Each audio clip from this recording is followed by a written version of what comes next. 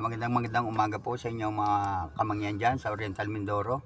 Ito po ang inyong lolang mangyan, ang baklang mangyan na kung saan kami po ay pupunta ng sementeryo sa mga oras nito. At kami po ay dadalaw sa aming kaibigan na ngayon ay 40 days niya. So, bago namin ganapin yung kasiyahan na mangyayari sa kanya, siya muna unahin namin. Ang inyong baklang mangyan, nagpapasalamat sa lahat sa inyong followers. Bye-bye!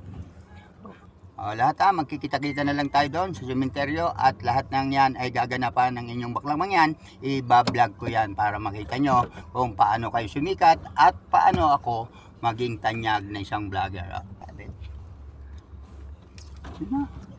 Mga kamangyan like and follow and share. Inaasahan ko kayo sapagkat ako ay nakikita ko na talagang tayo ay nalalapit na sa ating minimiti sa buhay. Yung pag nangyari, bahala na ako sa inyong magpasaya. Like and share and follow. At yan, ayasahan ko. Bye-bye.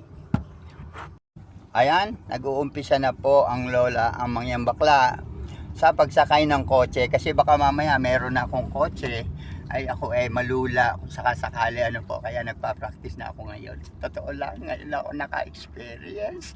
Ako sumakay ng aircon. Nasarap pala rito, mga kamangyan ko. Diyan sa Oriental Mindoro. Hi! Hintayin nyo ako. Ayan.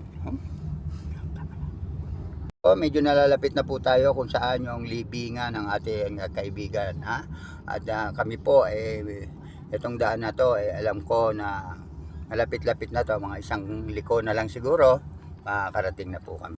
Ayan, lumiko na po tayo at tayo po ay nalalapit na doon sa libingan ng ating kaibigan na si, ano to? Aray!